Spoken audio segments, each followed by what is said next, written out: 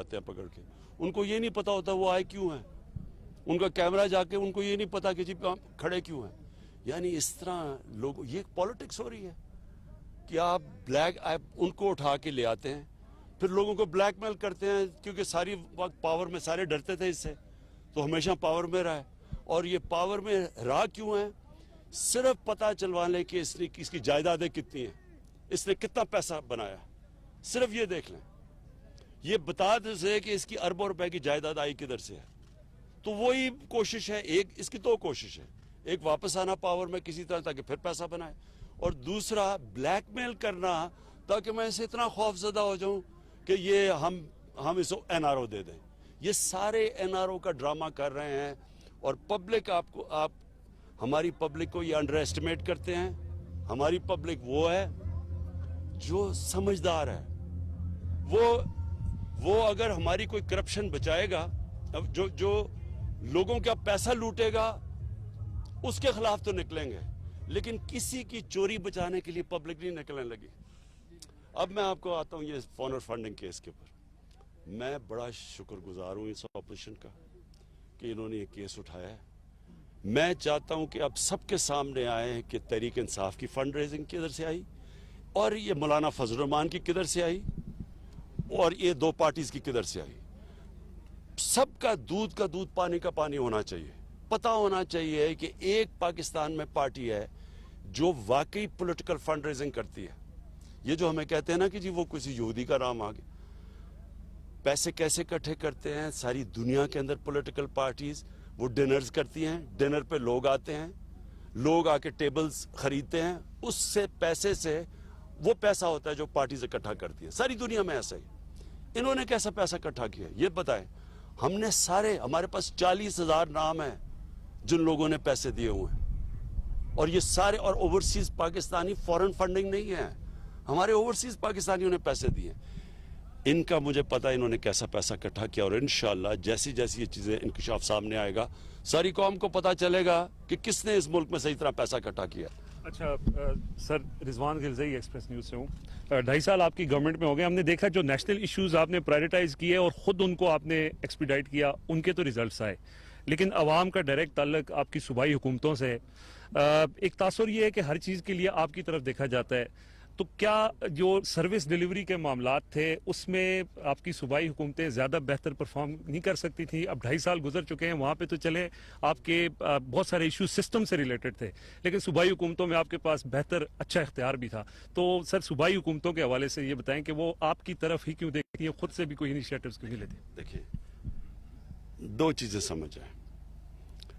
एक तो जिस तरह का पाकिस्तान को चैलेंज मिला था जब हम आए हैं, जो पाकिस्तान के सामने जो मसले मसाइल थे, वो पाकिस्तान की तारीख में किसी हुकूमत को नहीं मिला। सबसे बड़ा चैलेंज क्या था कि जो हमारा करंट अकाउंट है, यानी कि जो बैरूनी खसारा है, वो पाकिस्तान की तारीख में सबसे ज़्यादा था, 20 अरब डॉलर।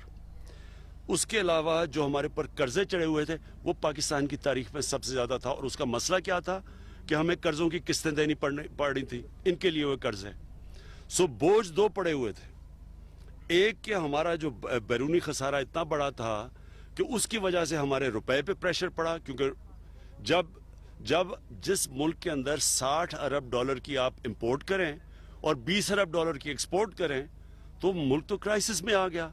सबसे ज्यादा प्रेशर, क्योंकि डॉलर की कीमत बढ़ जाती है, रुपया गिर जाता है। जब रुपया गिरता है तो मुल्क में हर चीज महंगी हो जाती है, खाने पीने की चीजें, दालें महंगी, घी बाहर से इंपोर्ट किया वो महंगा, तेल महंगा होता है तो बिजली महंगी, ट्रांसपोर्ट महंगा, सब चीज महंगी होती है। तो ये हमें तोहफा मिला था, नंबर 1। और नंबर 2 ये कि हमारा जो हमारी आमदनी है वो बहुत कम थी, खर्चे बहुत ज्यादा थे। सो इसके लिए हमें करना पड़े, खर्चे कम करने पड़े। जब खर्चे कम करते हैं आप तो लोगों को तकलीफ होती है। मसलन अब कोरोना के अंदर जब डिमांड गिर गई तो सारी दुनिया के अंदर गरीब पिस गया। अमेरिका जैसे मुल्कों में लोग लाइनों में खड़े होकर खाने ले रहे हैं, सारी दुनिया में दुकानें बंद हो गई, कारोबार बंद हो गया और गरीब मारा गया। तो जब हमने खर्चे कम करने थे और आमदनी बढ़ानी थी, जब खर्चे कम किए तो लोग तकलीफ में आ गए। अब दूसरा हमारा इशू है इस्लाहत करनी थी मुल्क में। ये याद रखें कि पार्लियामेंट्री डेमोक्रेसी के अंदर अगर आपके पास भारी अक्सरियत ना हो, सारी दुनिया के अंदर आप देख लें कि तकरीबन नामुमकिन है इस्लाहत करना, क्योंकि वो जाके फंस जाती है सेनेट में, बिल आपके पास नहीं होते, आप और आपकी कोलिशंस होती हैं, आप उनको भी खुश करना पड़ता है। अगर आपने इस्लाहत पार्लियामेंट्री डेमोक्रेसी में करनी है, तारीख उठा के देख लें पार्लियामेंट्री डेमोक्रेसी की, तो वो सिर्फ भारी अक्सरियत से होती है। जब आपके पास अक्सरियत हो फिर आप कर सकते हैं। तो इसलिए हमें देर भी लगी, और इसके ऊपर आ गया 18th अमेंडमेंट। 18th अमेंडमेंट में क्या हुआ कि जो सेंटर से पावर थी वो चलेगी सूबों में। तो अब सिर्फ सेंटर नहीं फैसला करता, सूबों को भी साथ मिलाना पड़ता है। तो इसलिए ये थोड़ा हमें देर लगी, लेकिन अल्लाह का करम आज ये है कि आज दुनिया को देख लें कोरोना के बाद और हमें देख लें। हमारी सबसे तेजी से आज टेक्सटाइल इंडस्ट्री, हमारी जो 60% एक्सपोर्ट्स एंड टेक्सटाइल, वो रिकॉर्ड पे चली गई है। हमारी एक्सपोर्ट्स कितनी देर के बाद कहां से चली गई। हमारा जो करंट अकाउंट डेफिसिट है वो 17 साल के बाद सबसे बेहतर है, पॉजिटिव में चला गया 5 महीने मुसलसल।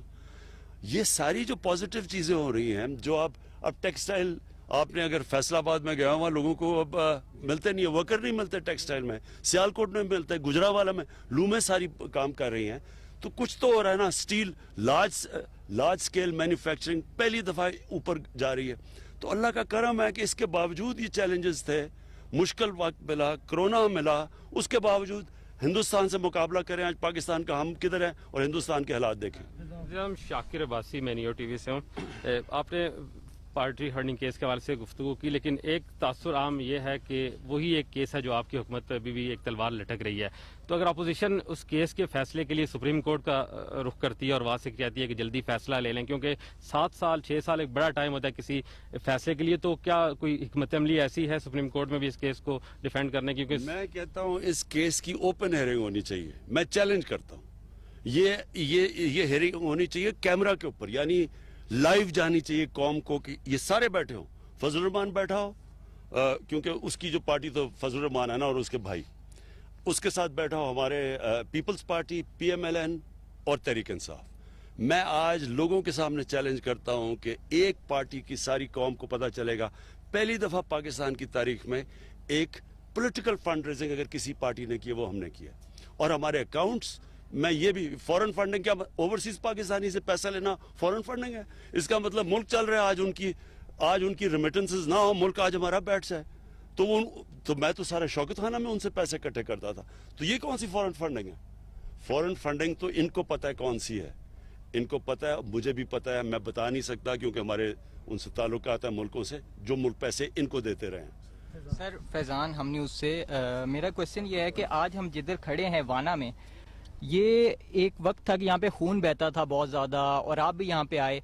आज आप इसको कैसे देखते हैं, उस वक्त के वाना को और आज के वाना को आप कैसे देख रहे हैं, और मजीद इसकी डेवलपमेंट के लिए क्या आगे आप? देखें, वाना तो पीछे रह गया था ना, यानी यहाँ गुर्बत तकरीबन 70% लोग गुर्बत की लकीर से नीचे, हर तरह पीछे रह गया था, क्योंकि कबायली इलाके को कोई परवाह करता ही नहीं था। तो कबायली इलाका जिस तरह बलूचिस्तान की परवाह नहीं करता था, ये सब पीछे रह गए हमारे इलाके। तो इसके लिए खास तवज्जो की जरूरत है, क्योंकि यहाँ गुर्बत बहुत ज़्यादा है, यहाँ बेरोज़गारी बहुत ज़्यादा है। तो उसके ऊपर मैं इसलिए महमूद खान के साथ आया हूँ, क्योंकि अब तो ये KP का हिस्सा बन चुका है। तो इसके ऊपर हम पूरा जोर लगाएंगे। और फिर ऊपर से वॉर ऑन टेरर आ गई, उसमें और ज़्यादा तबाही में थी। तो इंशाल्लाह हम इनके लिए स्पेशल पैकेजेस भी देंगे, इसकी पूरी इसकी ऊपर लाने की कोशिश करेंगे। नाज़िम, वज़ीर-ए-आज़म इमरान खान की कैडेट कॉलेज वाना में सहाफ़ियों से गुफ्तगू आपने मुलाहिज़ा की। उन्होंने कहा कि PDM की 11 जमातें मिलकर बहुत कम लोग इकट्ठे करती हैं। मौलाना फजल रहमान की अरबों की जायदाद कैसे बनी? हमारी अवाम समझदार है। मैं चाहता हूँ कि सबके सामने आए कि तहरीक इंसाफ और मौलाना फजल रहमान की पार्टी फंडिंग किसने की, ताकि दूध का दूध और पानी का पानी हो जाए।